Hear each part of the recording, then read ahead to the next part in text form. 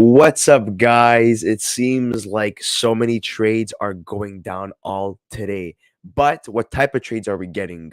Well, essentially, cap dump trades. So, Nikita Zaitsev, a 2023 second round pick, and a 2026 fourth round pick head to Chicago, and Ottawa gets future considerations. So, why was this trade made? Well, essentially, they wanted to clear cap. How much is Nikita Zaitsev being paid? Well, let's take a look right here. $4.5 million for the remaining of this season and next season. So he's a UFA in 2024, 2025. We all know that the Ottawa Senators have been in the market for a top four defenseman. The only way that was going to happen is if they moved out a defenseman, but also clearing up cap space at the same time. You know, those guys like Eric Carlson, Jacob Chikrin, Colton Pareko, these guys are not expensive. So they get rid of Nikita Zaitsev. They're going to have to attach sweeteners to get this deal done. That's exactly what they do. So, moving forward, does Ottawa get their D-man?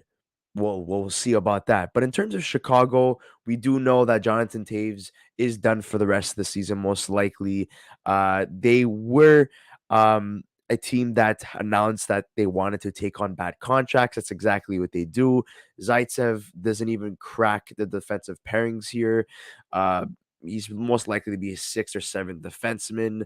But again, with Jake McKay being potentially on his way out, or maybe Connor Murphy, Zaitsev will find a spot in the lineup for the Chicago Blackhawks. So you're going to move away a defenseman. Well, you have another guy coming in Zaitsev.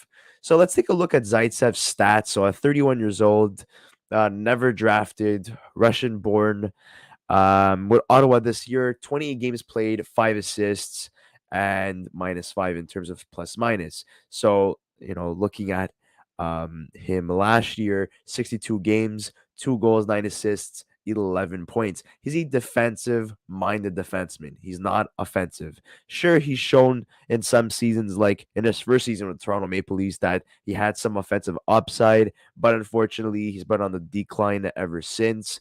In 426 games, 19 goals, 89 assists for 108 points. Not bad, honestly. But again, this is a guy in terms of his contract. It was not worth having a guy on the roster. Maybe if he was being paid a lot less, okay, makes a lot more sense. But in terms of $4.5 million for this season and next season, yeah, it's good that they got this deal off the books. And he was on waivers too. So it clearly makes sense to move him. They didn't want him to begin with from the start of the season. So our co-host, Ottawa, made a great move. Yes, I agree. Cleared cap and got rid of him. I totally agree with that as well. In terms of what other people are saying in terms of the Zaitsev trade, we're going to be taking a look right here.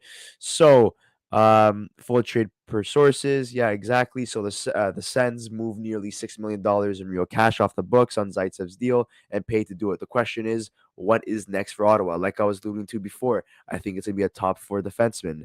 Um, so here, yeah, everyone just talking about the trade. So is a very weak all around defender. In return, the Ottawa Senators receive the serenity of the void. So basically, Zaitsev is a liability, according to what people are saying here. Yeah, Jay Fresh posts this. He's a depth defenseman, plain and simple. Look at his statistics. Not great, especially when you're supposed to be a defensive minded defenseman. Seems like he can't even do that right. Um, let's take a look here. I can't believe that Zaitsev still has this year, next year left on his contract. This is just a bad signing. Yeah. Lou Lamoriello was actually the one that signed it for Toronto. So, yeah, it's crazy just looking at this deal. I wonder what's next, to be honest. Okay, well, Kyle Davidson on Zaitsev. We are getting an NHL caliber defenseman. Doubt it. Acquiring very valuable draft capital in this upcoming draft and beyond. Nikita gives us depth on the right side, and we anticipate him joining us soon. Okay. I mean, honestly, Chicago, wins in the sense of getting assets. Ottawa wins in the sense of clearing a cap space and making room for a potential top four defenseman that they could add at the deadline, which I think will happen because, yeah, they've been linked to so many people since the offseason. They were even linked to Mackenzie Weegar at one point. So that's a guy to look out for as well. That could be on the move, but I highly doubt it. Wouldn't be surprised if they're in on Chikrin now. Yeah, Chikrin's been scratched for trade related reasons for the longest time. That never happened. So maybe it does happen. Let's take a look here. Yeah, Zaitsev was placed on waivers a couple of months ago, and now he's traded. He's a member of the Chicago Blackhawks. So yeah, I mean he signed a 6-year deal. Jeez. Sorry, it was a year 6 or 7, 4.5 cap hit. My bad. 5 points, 28 games, 4.2, 42.4%, 5v5, 48.6 DFF. Wow. Okay. Yeah. I wonder if there was any other teams that were interested in making this move prior to Chicago agreeing to do so. Um, I want to be surprised if maybe the Ducks were a team that maybe looked at adding Zaitsev and getting some some assets to take on a bad cap hit. Um, I mean, we saw the Arizona Coyotes do it with the Shea Weber contract uh, today. So I mean, that's another deal. Uh, Carl Davidson, Carl Dubas. Well, guys, we'd like to hear your thoughts in the comment section below. Who won this deal, the Chicago Blackhawks or the Ottawa Senators? Um, Blackhawks now have 10 draft picks in 2023 after Nikita Zaitsev trade. 2 firsts, 3 seconds, 2/3, 1/4, 1/5, 1/7. We all know that this is a very deep draft in 2023, and Chicago is in the Bedard sweepstakes as well. So this is looking good for them, and they're potentially going to add another first round pick. Um,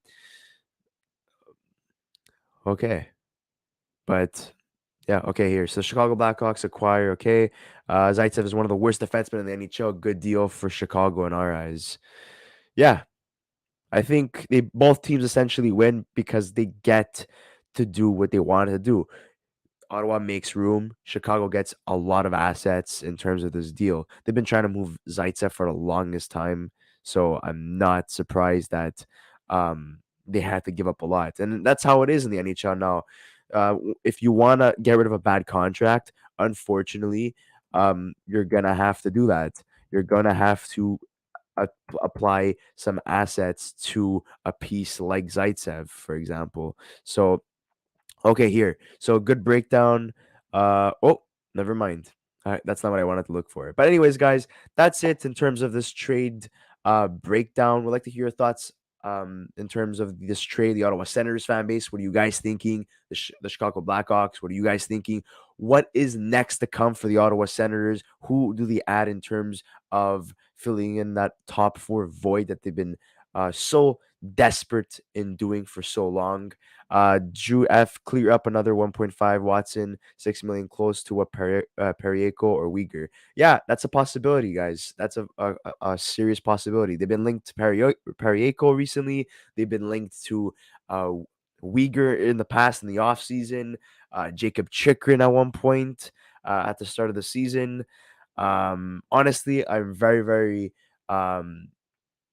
excited to see what Ottawa does moving forward. But guys, if you haven't subscribed to our channel, please subscribe to our channel, and we'll see you on the next episode of the Young Guns podcast. Thank you so much for tuning in.